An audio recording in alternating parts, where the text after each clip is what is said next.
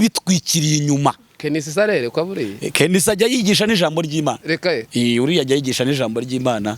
Uramuje mu mwitondera cyane. Uriya ni ubutumishwa. Uriya ni umutumishi umwe uteye ubwoba ahubwo. Kuko numwe mu bantu barwanya n'inyigisho z'ubuyobe cyane. Ajya agira n'ibiganiro byinshi. So rero naramwumvise arimo abisobanura. Ari bitamutabaruka. Nawe yaravuze ati mu gihe turabona babimanitse ku murenge uwo ari wo wose aho natwe turahaguruka. Ariko avuga niko Kenisi yavuze. Naramwumvise naragikurikiye ikiganiro cyiwe. Barahari ariko ndababimburiye n'aba Pastor Fani barahari ngira ngo mwakurikiye ibyo yatangaje, ndetse hari n'itariki numvise atangaza avuga ati twebwe turatangira amasengesho yo gukubitiza imbaraga. Yo gukubitiza imbaraga. Ntabandi ahubwo yubahwe. Ntabandi rero ba Eliya abandi. Ahubwo nubwo twavuga ntitwumvikane cyangwa se alo now cyangwa se hakagira n'andi macuma duhagurukira ngo atugirire nabi, ariko turagira ngo dutangaze ukuri turi imbere y'Imana. Rero turabihuza nuko ubu tuvugana kugeza kuri izi saha wenda nta bendera ry'abakristo rizamuwe mu buryo bufatika bugaragarira amaso kukibarihisha, ariko ndumva mu isi y'umwuka hari ibendera ry'abakristo rizamuwe. Ejo twari turi muri teme n'abamariyoneri ivuga ngo turimbure ubwami bwose butari ubw'Imana. Ubwami bwose butari ubw'Imana burimbuke mu isi y'umwuka. Rero Paulo intwaro z'intambara yacu ngo ndafashijwe ngo intwaro z'intambara yacu ngo ntabwo ari nk'iz'abantu. Sinashingira umutinganyi, ndabitangaje. Icya kabiri sinamwakira ngo ajye hariya ririmbe. Nibishoboka. Hanyuma tunange Evode babyumve n'abatinganya aho bari, ndabizi ko bashyigikiwe n'imbaraga zitoroshye, ariko nanjye shyigikiwe n'ijuru naryo ritoroshye. Ntabwo bishoboka ko njyewe mu ruhande rwanjye nabakira ngo baririmbe, ngo bakore inshingano, ngo basengerwe ku bintu bimwe. Dore icyo nabakorera cyakoze. Bamamagaye bakavuga bati rero ibintu twari turimo dusanze ari ibintu biri aho ngaho, natwe twaratatswe, tugirire neza twicarana ahantu nk'iminsi 3 twiriza ubusa dusengane nawe. Aho nabatuza nkabarambikaho ikiganza nkabigisha umubatizo. Irembo Ryera TV, Irembo Ryera TV. Reka tubasuhuze nshuti bakunze ibirembo ryera, tubifuriza umugisha w'Imana aho muherereye, no kuvuga bari mu Rwanda n'abari hirya yarwo ku migabane yombi. Tubifuriza umugisha w'Imana, tubabwira ngo mukomeze kugira impagarike n'ubuzima n'ubugingo. Ariko wowe umeze nabi cyangwa se ufite ikibazo udatuje mu mutima, kwihangana byanze ndetse ukabura uko wakwigenza, ndagira ngo nkubwire ko nta joro ridacya, n'iry'ubushize ryarakeye kandi n'iryo ngiryo naryo rimo riraza gucya. Wakiri ihumure riturutse ku Mana, ntiwihebe, ntiwigirire nabi, ntucike intege. Urwo rugamba urimo Imana iraza kururangiza, kandi hari umusozo mwiza muri iyo ntambara urimo urwana, uraza kumera neza. Hagarara ukomere kandi ushikame, nturi wenyine, uri kumwe ndetse n'inshuti n'abavandimwe. Wowe rero ufunguye iki kiganiro none wenda ari ubwa mbere, turagira ngo tugusabe ukore subscribe ndetse unagishe yaringe, ukore no kuri ako kazogera kugira ngo ibiganiro byacu bibashe kukugeraho nk'uko bikwiriye. Turi kumwe n'umukozi w'Imana. Mbere yuko twinjira mu kiganiro, nk'uko mubizi ni ikiganiro imboni y'umuhanuzi, aho atureba ibishya byototera n'icyo bishaka kuvuga, ariko ndagira ngo abanze abibwire hanyuma dukomeze. Kuri mikoro ni Cyprien Hakizimana, ariko imbere yacu turi kumwe na Profete kandi akaba umushumba.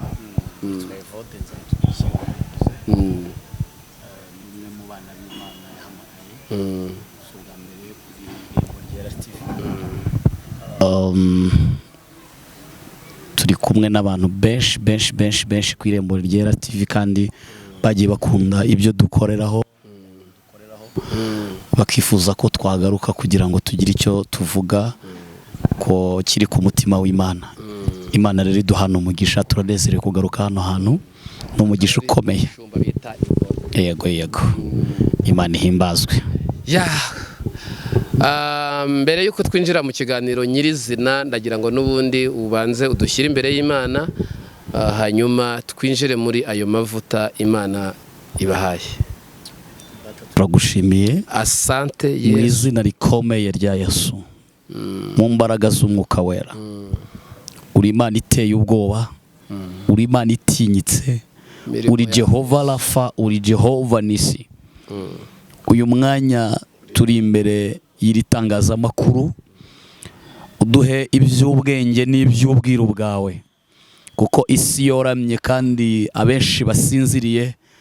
Wongere kudukanguza ijwi ryawe ryiza, kugira ngo igihiriri cy'abantu benshi be kurwa mu muriro bawureba cyangwa se batawureba, ahubwo bayoboke inzira yo gukiranuka no kwera. Tubisabye twizeye kubw'umwami wacu Yesu Kristo, amen. Amen. Evode wari warabuze, wari waragiye kwihererana n'Imana. Twari twihereranye n'Imana, ariko kandi si no kwiherera gusa. Umurimo dukora ni umurimo usaba imbaraga nyinshi. Ku bantu bawuzi ni umurimo usaba gusenga, ni umurimo usaba kwitanga. Hanyuma ariko kandi tuba turi kubaza Imana amakuru yahise igeze, kuko abakristo n'abantu bemera Kristo, Yesu yavuze ko nta kizaba atamenyesheje intore ze. Hanyuma rero intore isinzira ntimenya amakuru, ariko intore iri maso imenya amakuru y'ijuru ahise igeze. So rero twari turi kwihererana n'Imana, ariko kandi tunakora umurimo w'Imana ahantu hatandukanye mu biterane ndetse no gusengera abarwayi. Naho twari twaraburiye, ariko turagarutse kandi turahari. Imana ishimwe cyane. Mwagize ibihe byiza, ni ibihe bimenyetso se bigendana n'abizera byakorekeye mu ibyo biterane mwagiye mubamo muri iyi minsi? Hanyuma icya mbere burya mu biterane, ikimenyetso cya mbere gikomeye cy'igihamya cyangwa se cy'igitangaza, ni uko abantu bakira Kristo nk'umwami n'umukiza w'ubugingo bwabo. Twabonye abantu batandukanye batanga ubuhamya bukomeye. Bamwe wenda tuzagira umwanya wo kubazana hano, bahoze mu bigirwamana, hanyuma barabirekura kubw'imbaraga z'umwuka wera. Hanyuma tubona abantu nanone tubatiza nyuma yo kubigisha no kuhindukira kwabo, turababatiza. Icyo ni igitangaza cya mbere. Hanyuma icya kabiri ni uko benshi barimo barakira indwara. Nkunze kumva ngo inaha ngo muri iki gihugu ngo nta bahanuzi bagihari, ngo nta bantu bagikoreshwa ibitangaza bagihari, ariko ndagira ngo tubwire abantu ko ibitangaza bya Kristo biracyakorwa. Ahubwo Yesu arakibukingiye abantu be, aracyabitsa abantu be ahantu. Kuko muri Isiraheli igihe habaga ibibazo bikomeye, Eliya nawe yarazi ko abahanuzi bose bapfuye ari usigaye, ariko kandi nawe kuko yari ari mu bwihisho, Ahabu ntiyari kumenya yuko muri Isiraheli hakiri Imana. Ariko Eliya amaze kumanura umuriro, bamenya ko ibitangaza bikikoreka mu Bisiraheli. Rero ibi bitangaza, indwara, kwakira Yesu nk'umwami n'umukiza, byo ni ibitangaza bikomeye cyane. Twarabibonye, nibyo twabonye Imana ikora. Imana ihimba. Mwabonye Imana ikora imirimo muri iryo shyaka mwarimo murwanira ishyaka. Yesu bigeze bamubaza mu giterane kimwe, ariko bari abantu basaga n'abantu bamwinjiriye bameze nk'abamuneka. Baramaze ati, ukurikije ivugabutumwa umaze gukora, abari kujya mu ijuru urabona bangana iki? Ariko ahita basubiza ijambo ry'ubwenge, arababwira ngo mugire umwete wo kwinjira mu irembo rifunganye. Ni ukuvuga ntiyarashatse kubamenera ibanga ry'iyo bizinesi uburyo iri kugenda, ahubwo ashaka kubabwira ko nabo bakwiriye kugira umwete wo kugira, kuko umubare uracyari muke cyane, ugereranije n'ukomeye. Iyo uvuga ngo warumubwiye ngo wasobanuzaga Imana cyane iby'iyi si, niki cyatuma utinda gusobanuza Imana iby'iyi si ntuyisobanuze iby'ijuru ariho tugana? Impamvu ya mbere ni uko tutazi umunsi n'igihe Yesu azazira. Hanyuma impamvu ya kabiri dusobanuza iby'isi n'aho igeze, ni uko tuba tugira ngo tumenye aho ibihe bigeze, kandi tubibwirijwe na Kristo Yesu, kuko niwe ugenga ibihe kandi niwe mwami w'ibihe. Hanyuma impamvu ya gatatu ni uko hari byinshi biri kugenda bisohora Yesu yavugiye mu ijambo rye, ko ubugome buzagwira, hanyuma ubugambanyi bukaba bwinshi, abantu bakimika izindi mana, hakabaho impuha z'intambara, hakabaho ibishyitsi n'ibyorezo n'imyuzure n'ibindi. Ubwo mu byorezo haba harimo n'ibitwara abantu, amazi atwara abantu, ibintu nk'ibyo ngibyo, ibintu bitigeze kubaho ko bizabaho muri icyo gihe Yesu yenda kugaruka. Hanyuma rero iyo mpamvu ya gatatu yaduteye kubaza cyangwa se dutera kubaza Yesu iminsi n'ibihe, ishamikiyeho n'ikindi kintu isi irimo ikomera amashyi. Hanyuma ikaba irimo izamura amaboko, hakaba habuze intwari n'intwarane zihagarara mu cyuho ngo zange izo mbaraga ziri kugenda zikwega abantu. Icyo ni ikihe rero? ngira ngo murabizi ko hari umwuka ukomeye uri guturuka mu bihugu bifite imico yabo, hanyuma iyo myuka ikaza yataka n'abanyafrika. Hanyuma ndavuga ubutinganyi. Ni ukubaza Yesu, ese ibi bintu ko wabivuze bikaba biri kugenda bisohora, twebwe nk'abera twitegure gute? Twebwe nk'abakristo duhagarare gute? Twebwe nk'abantu bajya mu ijuru duhagarare gute? Hanyuma rero icyo cya gatatu ngira ngo ni nacyo gishamikiyeho ibintu byose bikomeye twabwiwe n'Imana, twahishuriwe n'Imana. Kandi ntekereza ko abera muri kino gihe mukurikire ibi bintu aho ariho hose, muri Amerika, mu Faransa, Canada, Australia n'ahandi. Rero nicyo cyaduteye kwihererana n'Imana. Wenda tutari twakomeza nubwo turi buze kugera aho hantu. Ubundi amateka Bibiliya itubwira, hari amateka Imana Bibiliya itubwira ajyanye n'Isodomu. Isodomu harimbuwe n'iki? Ni ibihe byaha by'ingenzi byatumye harimbuka, ngo turebe ko natwe isi turimo ishobora kugira icyaba ifitanye isano n'ibintu by'Isodomu n'Igomora? Ikibazo cyiza cyane. Isodomu n'Igomora mu bintu byatumye Imana iharimbura kandi ikaharimburana uburakari bukomeye. Ikintu cya mbere, abantu baho bari barimitse izindi mana, barayimura. Icyo ni icya mbere. Hanyuma bimika izindi mana, barazisenga, baraziramya. Hanyuma Imana muri bo itangira kugenda ihunga yegerayo, kuko umucyo ntubana n'umwijima, kirazira. Hanyuma icya kabiri cyatumye Imana irimbura Sodomu n'Igomora ni ukwatakana kw'abantu bahuje ibitsina. Muri kino gihe byitwa ubutinganyi. Hanyuma icyo ni nacyo cyaha gikomeye, ibindi byo simbigiyemo, ariko mvuze kuri ibyo bibiri kuko nibyo byaha bikomeye birakaza Imana, bigatuma Imana ikora itari gukora, igahita ifata umwanzuro wihuse utari uri muri gahunda. Kuko icyo bita gusenga izindi mana, bundi mu mategeko 10 y'Imana harimo itegeko rivuga ngo ntukaramye izindi mana mu maso yawe, ntugasenga izindi mana mu maso yawe, ntukiremere ibishushanyo bibajwe. Hanyuma Uwiteka Imana abashaka ko ibishaka ko iba mu mitima y'abantu, kuko ni nayo yaturemye. Iyo rero uyimye umwanya, umwe akayima umwanya, undi akayima umwanya, undi akayima umwanya, bakayimura. Nyuma yo kuyimura hakimikwa ibindi bigirwamana, Imana ibura umwanya ikarakara. Uburakari bw'Imana rero butuma Imana ifata imyanzuro ikakaye. Hahandi ihita imanuka nayo ikamanukira kubabaza abantu. Ibi iyo tubivuga, abantu benshi baravuga ngo ariko Imana yaraturemye mu ishusho yayo nziza, none ubwo Imana yadukorera ikintu kibabaza, ikintu kibi, ubwo se Imana ni ingome? Ariko ndagira ngo mbwire abantu badukurikiye, Imana ishyira ikuzimu ariko ikanakura ikuzimu. Hanyuma iyi mikabami ni nayo yimura abantu. Hanyuma ikindi gikomeye, imana si ingome ariko imana ibika inzigo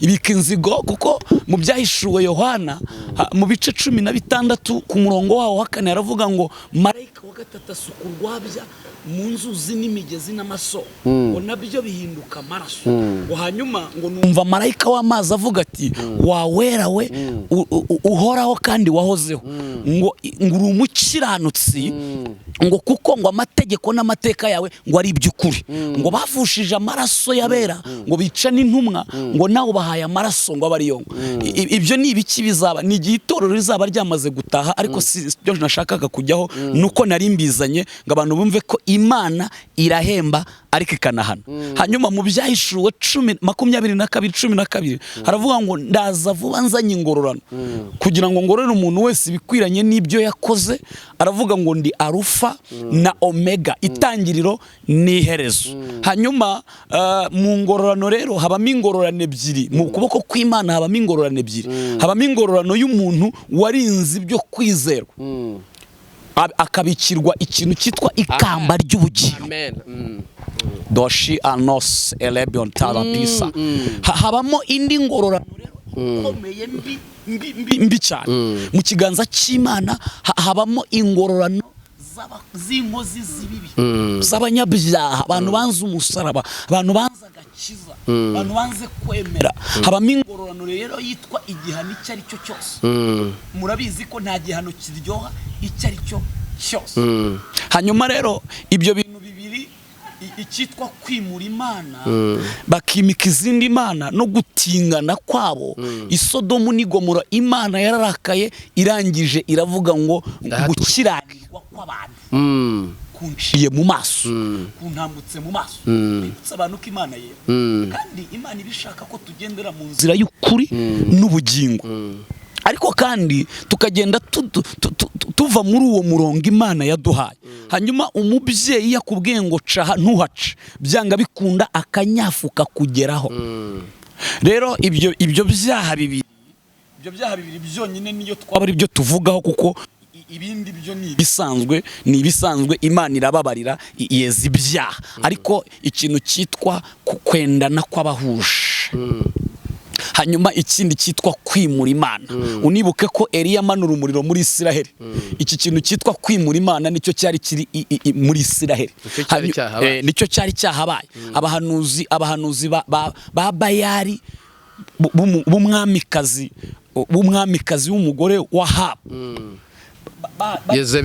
Yezebeli barimo bavuga ngo nitwe bahanuzi b'ukuri nitwe ba profete bahagaze neza hanyuma Imana ya Isiraheli ntabwo dushaka kuyumva Eliya rero avumbuka mu buvumo aravuga ngo kubwako gasuzuguro mwasuzuguye Imana ya Isiraheli imvura ndayifunze n'ikime ndagifunze kugeza igihe nzabitegekera aha bagira ngo ni imikino habigira ibintu by'imikino imvura umugabo arayibika aragenda Imana ishyigikira iryo shyaka rya Eliya rero waruvuze ngo ni ibiki bishobora kuba biri kuba bikaba byatuma Imana irimbura isi nk'uko yarimbuye Sodomu na Gomora ibyo bintu bibiri rero niyo twabitindaho tukabisesengura neza biri mu bimenyetso bikomeye bishobora gutuma Imana ifata umwanzuro kandi ukakaye kuko Imana ifite ububasha bwo kurekura n'indwara z'ibyorezo ikemera ko bigera ku bantu kugira ngo bige kuko ikibaho cy'Imana ikaramu y'Imana n'ikibaho cy'Imana abantu babyiga mu buryo butandukanye Imana imanura amasomo mu buryo bugize gute butandukanye kandi buri wese akiga akamenya ko Imana ari ishobora byose ikibazo rero ubundi iyo abantu bazamuye ibendera ubu twabonye ibendera ry'abantu bazamuye ibendera bavuga bati y'abantu ngo bahuje ibitsina bashaka kujya bashyingira ngo bahuje ibitsina ubundi wazamuye ibendera biba bisobanuye ko watsinze kuvuga barabirwaniye bageze ku rwego badekaraye ko batsinze uri kurabyumva kuko nta muntu uzamura ibendera atari yemerwa kuko kandi kiriya kintu ubaza ukiga kuko ibendera muniga n'amabara yaryo iyo nayo nindi nuzo kabati aya mabara niyo noneho rero ayo mabara akaba afite n'ubusobanuro bwihisha abantu batazi ariko ababimanitse bo bakaba bazi icyo bamanitse none abapasteri kugeza ubu turabona umupasteri wari washinga ibendera uretse kubaka inzu ngo rishyireho umusaraba avuga ati kuri aka gasozi Yesu aratsinze urumva bavuga ati Yesu aratsinze kwa aka gasozi ibintu turabihuza dute ni gute ni iki abapasteri bakwiriye gukora uyu munsi kugira ngo niba abavuga bati twebwe twemeje byo turatsinze tuzamuye ibendera ko tugiye kujya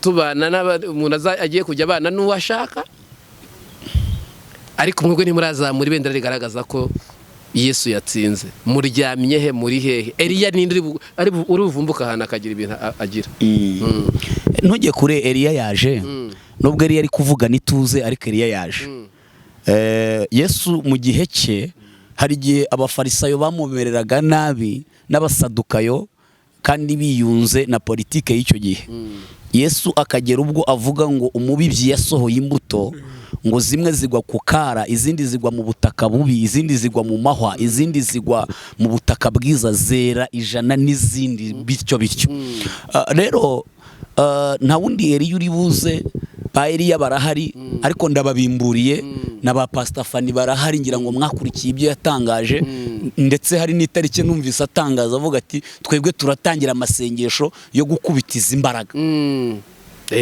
yo gukubitiza imbaraga ntabandi ntabandi rero ba Eliya abandi ahubwo nubwo twavuga ntitwumvikane cyangwa se alo ena cyangwa se hakagira n'andi macuma duhagurukira ngo atugirire nabi ariko turagira ngo dutangaze ukuri turi imbere y'Imana rero turabihuza nuko ubu tuvugana kugeza kuri izi saha wenda nta bendera ry'abakristo rizamuwe mu buryo bufatika bugaragarira amaso kukibarihisha ariko ndumva mu isi y'umwuka hari ibendera ry'abakristo rizamuwe ejo twari turi muri teme na ba marioneri ivuga ngo turimbure ubwami bwose butari ubw'Imana ubwami bwose butari ubw'Imana burimbuke mu isi y'umwuka rero Paulo intwaro z'intambara yacu ngo ndafashijwe ngo intwaro z'intambara yacu ngo ntabwo ari nk'iz'abantu ngo kandi niturwana mu buryo bw'abantu ngo ariko ngo zigira imbaraga imbere y'Imana ngo kandi ngo dufatamiri ibitekerezwa mu mitima ngo tukabigomorera nde Kristo hanyuma avuga ijambo nakunze aravuga ngo mwambare intwaro zose z'Imana kugira ngo naho nashakaga kugira ngo muhagarare mudatsinzwe n'uburiganya bwa Satani intwaro rero zigiye guhaguruka z'intambara mu buryo bw'umwuka mu buryo bwa Bibiliya icyambere n'amasengesho kuko ubureba nubwo ubona abashumba benshi nyine sukubasenya bihangane hako bamwe barasinziriye bahugiye muri za kambuca abandi barahondobereye abasigaye bari gusenga ni bake kuko n'impamvu ubona basa n'abaseseye mu buvumo erega ni nka cyagihe cya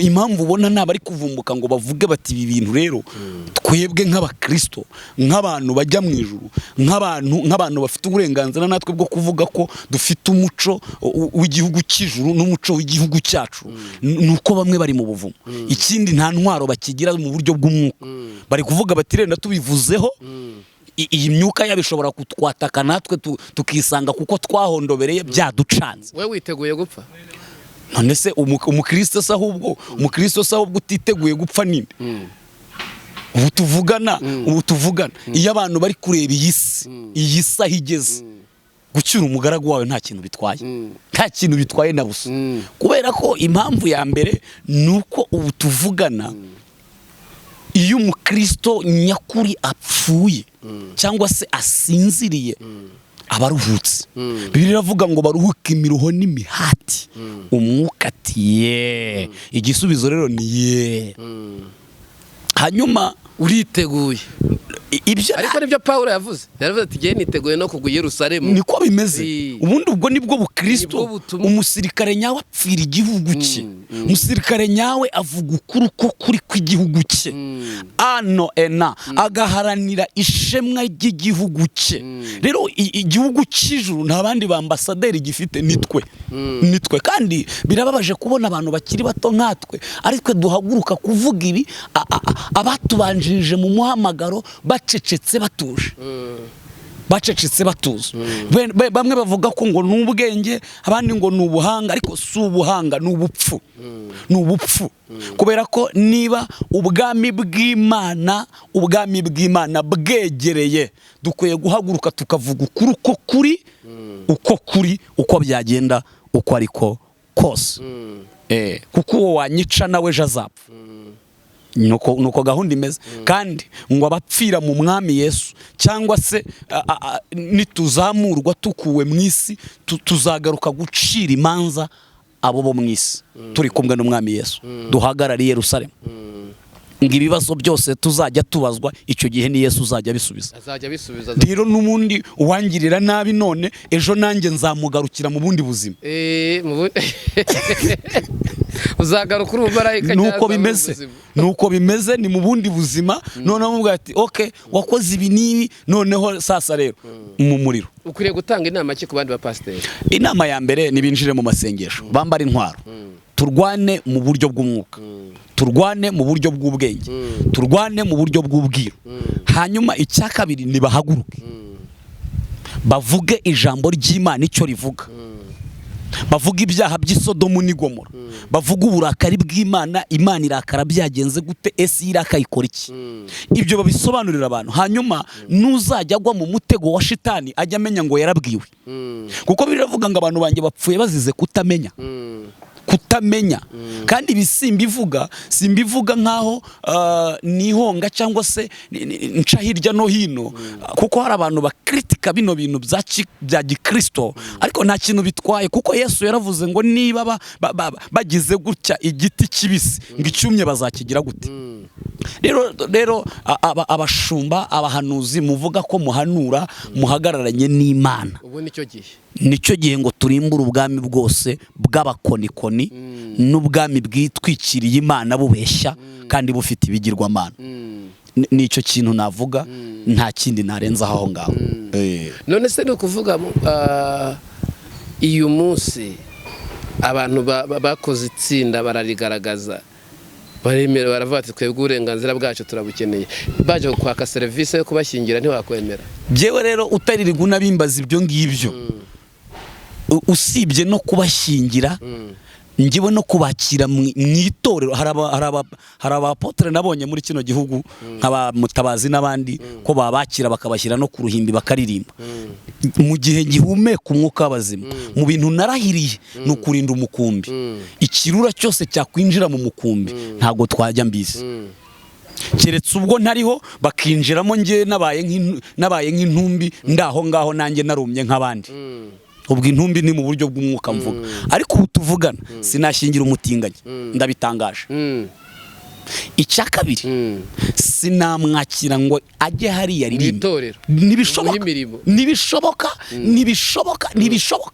Hanyuma tunavuga kuri izi saha mu ruhande rwanjye nkanjye Evode, babyumve n'abatinganya aho bari, ndabizi ko bashyigikiwe n'imbaraga zitoroshye, ariko nanjye shyigikiwe n'ijuru naryo ritoroshye. Ntabwo bishoboka ko ngewe mu ruhande rwanjye nabakira ngo baririmbe, ngo bakore inshingano, ngo basengerwe ku bintu bimwe. Dore icyo nabakorera cyakoze, bamamagaye bakavuga bati rero ibintu twari turimo dusanze ari ibintu biri aho ngaho, natwe twaratatswe, tugirire neza twicarana ahantu nk'iminsi 3 twiriza ubusa dusengane nawe. Aho nabatuza nkabarambikaho ikiganza, nkabigisha umubatizo, nkabajyana mu mazi menshi nkababatiza, bagapfana na Kristo bakazukana nawe. Icyo gihe nkahita mvuga ni muce ku mateleviziyo yose mutanga ubuhamya. Niba hari abamaze kubihaga bavuga bati twebwe twari tubigiyemo ariko tubivuyemo tukimara kumva uyu mushumba, mumpamagare twicarana ahantu dukubita ayo madayimoni ahubwo. Ariko kuvuga ngo nabakira byo ntibirimo. Uwo si jewe, cyakoza ababakira n'ababaha imirimo ubwo ubwo nibyo nibyabo. Hari umuntu watinyuka guha umuntu umutinganyi uzwi babimuziho bakamushyira mu mirimo ku rusengero. Oya babikora kubera ko nubwo yabatanga bimeze bite. isi yobowe n'amafaranga n'ibyubahiro. Rero hari abantu batitaye ku bugingo, bitaye ku bifatika by'isi. Ibuka umusore w'umutunzi yabwiye Yesu ngo ese ko ibintu byose mbyubahiriza mu bwami bw'Imana, none niki gikenewe ngo mbone ubwami bw'Imana nanjye bunkoreremo nk'uko bugukoreramo? Yesu harimo agenda n'amaguru, umuhungu nawe yicaye mu ndogobe yagenda. Yesu aravuga ati rero byose warabyubahirije? Ati narabyubahirije. Noneho rero hasigaye kimwe, genda ugurishe ubutunzi bwawe bwose. Umusore atangira guhondobera yumva. Ufasha abakene, ufasha ipfubyi n'abapfakazi, ubundi uze unkurikire, ubwami bwo mu ijuru n'ubwawe. Undi yahise ahindukiza igare rye aravuga ati rero ibyo ngibyo niba ari uko bimeze ntabwo nabyemera cyane ubwami bwawe. Rero hari abantu badashaka ubugingo n'ubwami bw'Imana. Bene abo rero kwicaza umutinganyi se biramusaba iki? Kandi aba bahungu nabonye ibihugu bibashyigikiye bifite amafaranga. Ubwo rero hari abantu batitaye ku by'ubugingo, ahubwo bitaye kandi bifite ubugingo. Bifite ibifaranga ariko nta bugingo. Kandi nibutsa abantu ko nta muntu uzatura nk'umusozi. Ibyo wakigira byose uzapfa. Uzapfa. Ahubwo icyo nagusaba, koresha igihe cyawe neza, kuko hari intwari ziri zagiye zigenda nyinshi. Ubutaka turiho twicayeho ubu tuvugana n'ubwo tugenda turi hejuru y'abami n'ibikomangoma bagiye bahenebera kandi bari bakomeye, abo bita ba Farawo bamize nkeri mu nyanja. Ubwo rero uwakwigira igihanga n'uwabakoze muri beto bizarangira urangiye, nayo irameneka. Ibitamenwa ni bimwe nibyo bita ubugingo bw'iteka.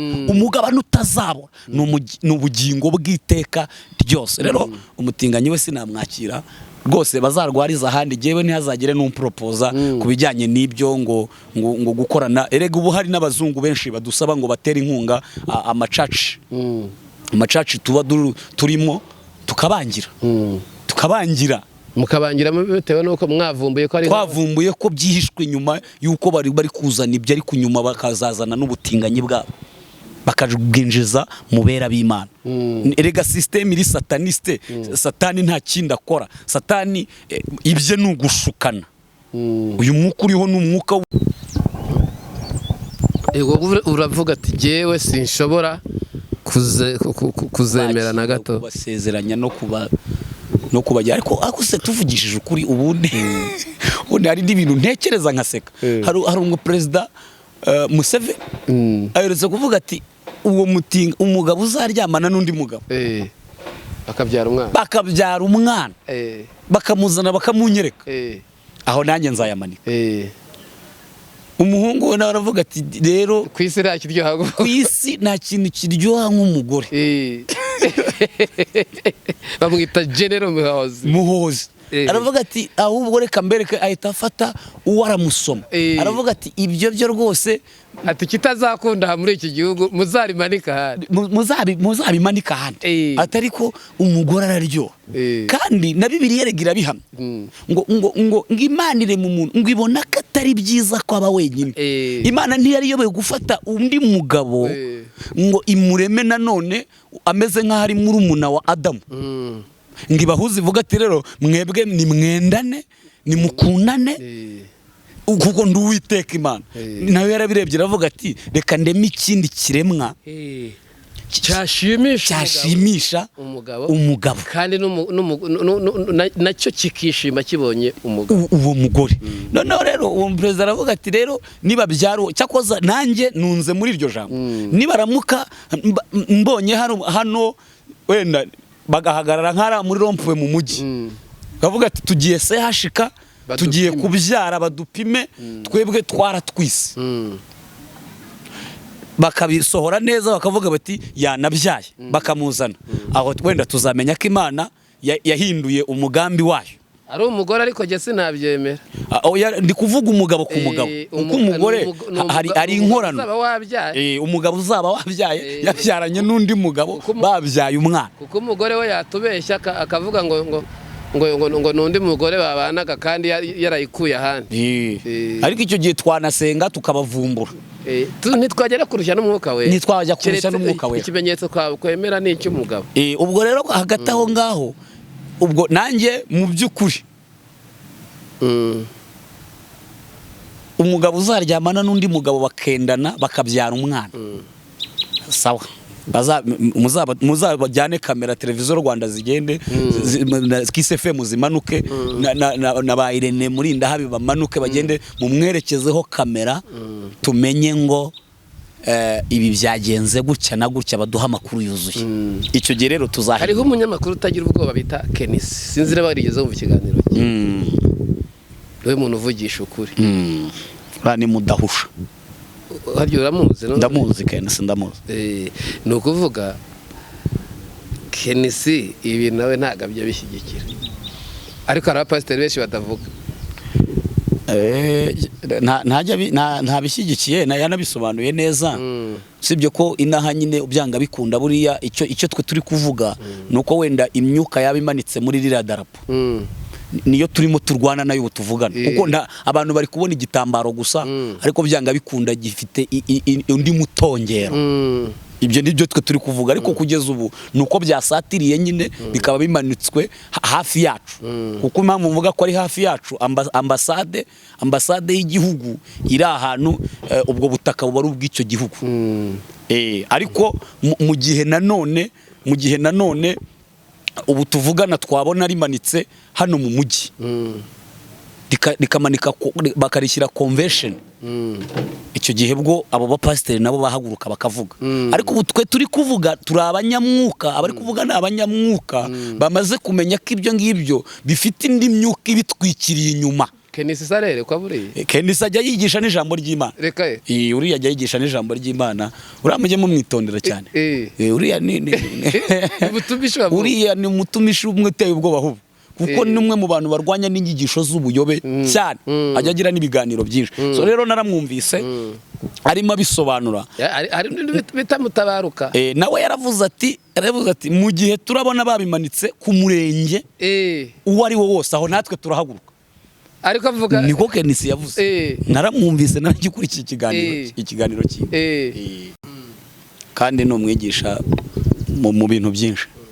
Bano mu itangazamakuru Kenisi ni umuhanga cyane umuhanga hamwe n'aba ba Cleophas Barore n'abahanga cyane aho buzaba dushakire Cleophas Barore twumva icyo bitangazaho nabizi ko ari n'umukizwa n'umuntu w'Imana gusa nawe Kenisi yavuze ko mu gihe byamanikwa ku mirenge n'uturere nawe yahaguruka akavuga.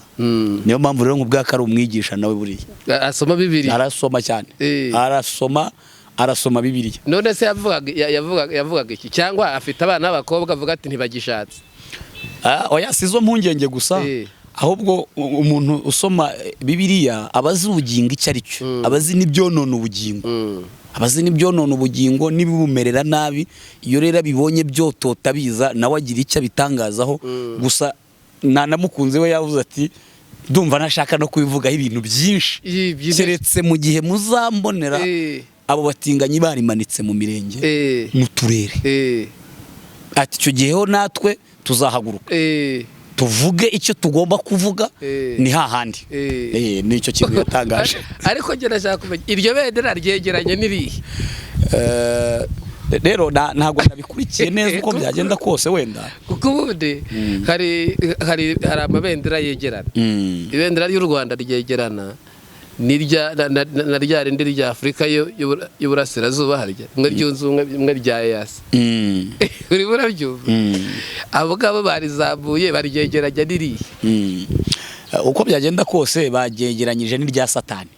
Oya baryegeranye ubwo n'ibihugu byabo byemeye cyangwa se n'iby'ibihugu byabo ariko biri connected n'imiryango ya Illuminati n'ibindi igenda vugira mu isi y'umwuka abantu banyumvire mu isi y'umwuka umunyamubiri yihangane riri connected n'ikirere cy'umwanzi kuko buriya umuntu wese ushaka kuvuguruza iby'Imana yavuze abashaka amabara ku Mana abashaka kubona uruhande rukubita